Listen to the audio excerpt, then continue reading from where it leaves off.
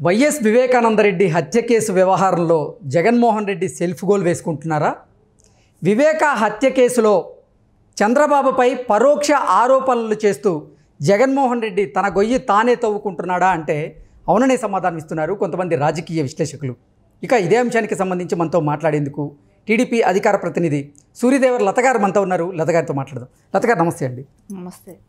YS Vivekananda Reddy హత్య case వ్యవహారంలో Jaganmohan Reddy self goal వేసుకుంటున్నాడని, వివేక హత్య కేసులో పరోక్షంగా చంద్రబాబు మీద ఆరోపణలు చేస్తూ జగన్మోహన్ రెడ్డి తన గొయ్యి తానే తవ్వుకుంటున్నాడు అంటూ కూడా ఒక వార్త ఇప్పుడు సోషల్ మీడియాలో చక్కర్లు కొడుతూ ఉంది. ఏంటి ఈ వార్తలో వాస్తవం ఉందంటారు?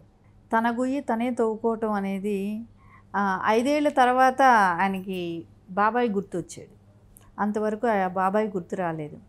మనం ఫ్రమ్ ద స్టార్టింగ్ చూస్తేనండి, నారా చంద్రబాబు నాయుడు గారిని ఎన్ని రకాల విమర్శలు చేశారో, ఆయన చనిపోయిన టైం ఏంటి, ఏ మీడియాలో వచ్చింది, ఏమని చెప్పారు, ఇవన్నీ మనం చూస్తే సాక్షి మీడియాలో హార్ట్ అటాక్తో చనిపోయారు అని అన్నారు. హార్ట్ అటాక్తో చనిపోయిన అతని మీద గాయాలు ఎలా ఉంటాయి, గొడ్డల పోట్లు ఎలా ఉంటాయి అని సునీత గారు రక్తం ఎందుకు బయటపడింది, ఇవన్నీ తను కనుక్కున్న తర్వాత పోస్ట్మార్టం జరగాలి, ఏమీ చెయ్యకండి హాస్పిటల్కి వద్దని అన్న తర్వాత కూడా అక్కడే రూమ్లోనే కుట్లు వేశారు.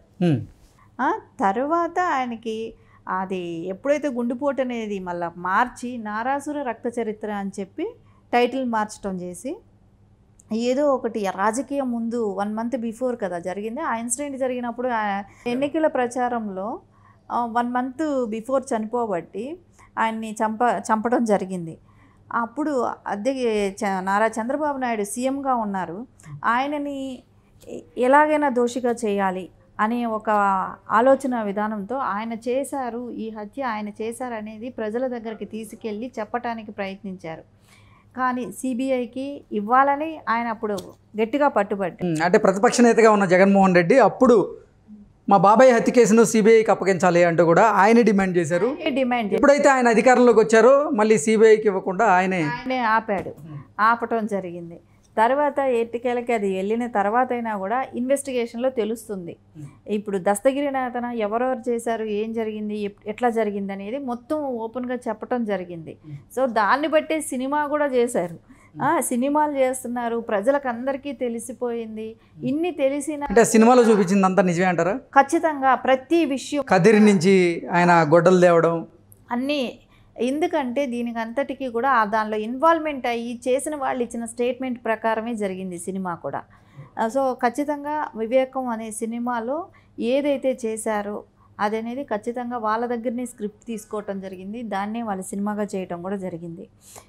ఇంకా మనం ఇప్పుడు జగన్ విషయానికి వస్తే, కడప జిల్లాలో పొద్దుటూరులో మీటింగ్ పెట్టినప్పుడు ఆయన ఆ స్టేజ్ పైన అలా బాబాయిని గురించి ప్రస్తావించడంలో, చిన్నాన్నకి హత్య గురించి ఆ దేవుడికి తెలుసు, మాకు కడప ప్రజలకు తెలుసు అన్నప్పుడు, అసలు చిన్నాన్న వివేకం బాబాయిని హత్య చేసింది ఎవరనేది ఆ పైన దేవుడికి తెలుసు, ఆయనకి తెలుసు, ఈ జిల్లా ప్రజలందరికీ తెలుసు. అతి కిరాతకంగా చంపానని చంపిన వాడే ఒప్పుకొని ఇప్పుడు బెయిల్ మీద బయట తిరుగుతూ ఉన్నాడు. ఆంధ్రప్రదేశ్ మొత్తానికి తెలుసు, 2 రాష్ట్ర తెలుగు ప్రజలకు అందరికీ తెలుసు ఎలా చంపారు, ఎవరు చంపారు అనేది అందరికీ తెలుసు. దానికి ఎవరు కొమ్ము కాస్తున్నారు? చిన్నాన్నను చంపిన వ్యక్తినికి నువ్వు కొమ్ము కాస్తున్నప్పుడు, అదే స్టేజ్ మీద వచ్చి నువ్వు అలా చెప్తున్నప్పుడు అక్కడ వచ్చిన జనానికే కానీ, నాయకులకే, కార్యకర్తలకే కానీ ఏమనిపించింది, ఈయన ఎందుకు ఇప్పుడు ఈ మాట ఎత్తాడనే ఫీలింగ్ వాళ్ళకి అందరికీ కూడా వచ్చింది. వాళ్ళ కార్యకర్తలే కూడా అలాంటి డిస్కషన్స్ కూడా జరిగినాయి. జరిగిందే చేసిందే మన అవినాష్ రెడ్డి చేశాడనేది వాళ్ళకి చెప్తూ కూడా, అవినాష్ రెడ్డి ఎవరు ఎంపీ క్యాండిడేట్గా నిలబెట్టారు? జగన్మోహన్ రెడ్డి నిలబెట్టాడు. ఇప్పుడు ఆయనకు ఓటు వేయండి అని చెప్పి పక్కన చెయ్యి పట్టుకొని తిరుగుతూ ఓటు అడుగుతున్నాడు. ఇప్పుడు ఆయన కోసం క్యాంపెయిన్ చేయడానికి వచ్చినాడు అక్కడికి జగన్మోహన్ రెడ్డి. అలాంటి పరిస్థితుల్లో ఎవరు చంపారనే తెలిసిన వ్యక్తిని పట్టుకొని, ఎవరు చేశాడో తెలుసు ఆ వ్యక్తిని పట్టుకొని నువ్వు ఓటు కోసం వచ్చి ఇప్పుడు మళ్ళీ అదే టాపిక్ ఎత్తి మాట్లాడి రాజకీయాల కోసం చిన్నాన్నను వాడుకుంటూ 5 ఏళ్ల క్రితం వాడాడు, ఎలక్షన్లో గెలిచాడు. సో ఇప్పుడు కూడా మళ్ళీ అదే స్టార్ట్ చేసి మళ్ళీ అపోజిషన్ లీడర్ల మీద మళ్ళా నెట్టడానికి ప్రయత్నించి, వాళ్ళ వెనకాల షర్మిల గారు వెనకాల, సునీత గారు వెనకాల చంద్రబాబు నాయుడు గారు ఉన్నారు, ఆయన నడిపిస్తున్నారు, ఆయన చెప్తే వింటున్నారు అన్నట్టు మాట్లాడటం అనేది ప్రజలందరూ కూడా ఆలోచిస్తున్నారు కదా. ఎందుకు ఇట్లా నువ్వు ఒక సీఎంగా ఉండి నువ్వేం డెసిషన్ తీసుకున్నావు? ఈ 5 ఏళ్ళు గడిచిపోయింది, వివేకం గారిని చంపిన వాళ్ళు ఎవరు, వివేకానంద రెడ్డి గారిని చంపిన వాళ్ళు ఎవరనేది నీ ప్రభుత్వం ఉంది, నువ్వు ఇన్వెస్టిగేషన్ చేసి ఎందుకు ప్రజలకు తెలపలేదు అంటే మీ ఇన్వాల్వ్మెంట్ ఉంది కాబట్టే కదా మీరు సైలెంట్గా ఉన్నారనేది ప్రతి ఒక్కళ్ళు కూడా ఆలోచిస్తున్నారు. ఖచ్చితంగా దీనిలో అవినాష్ రెడ్డి ఉన్నాడనేది, ఆయన్ని సేవ్ చేస్తున్నాడనేది ఈవెన్ వైసీపీ పార్టీ అంతర్గతంగా కూడా చర్చ నడుస్తూనే ఉంది. మొన్న ఇప్పుడు షర్మిల గారు అంటున్నారు, షర్మిల గారు ఖచ్చితంగా మొన్న స్టేట్మెంట్ ఇచ్చారు. సో ఎవరైతే చంపారో వాళ్ళకు కొమ్ము కాస్తున్నాడని సునీత గారు చెప్పారు. వివేకానంద రెడ్డి గారి వైఫ్ సౌభాగ్యమ్మ గారు కూడా చెప్పారు. కానీ ఇలాంటి గవర్నమెంట్కి ఓటు వేయకండి, న్యాయానికి ఓటేయండి అని కూడా వాళ్ళు బహిర్గతంగా కూడా జగన్మోహన్ రెడ్డికి ఓటు వేయకండి, ఆయన్ని గెలిపించకండి అనేది వాళ్ళు ఓపెన్ స్టేట్మెంటే ఇచ్చారు. అంటే వాళ్ళందరికీ కూడా తెలుస్తుంది ఎవరు చంపారు, ఎవరు చంపించారు, ఎవరు చేశారనేది. ఎందుకు జగన్మోహన్ రెడ్డి ఇంకా అందరికీ తెలిసిన విషయాన్ని ఈయన ఇప్పుడు కొత్త విషయంగా ఏదో తీసుకొచ్చి దాన్ని బయట మార్చి దాన్ని చెప్పడానికి ఎందుకు ప్రయత్నిస్తున్నాడో కూడా ఆయనకు అర్థం కావట్లేదు. దీనిలో జరిగిపోయింది అందరికీ తెలుస్తుంది, ఈ కుటుంబ సభ్యులే చెప్తున్నారు. అలాంటప్పుడు ఎందుకు ఇలా మళ్ళా ప్రయత్నం చేస్తూనే ఉన్నాడనేది అర్థం కాని విషయం.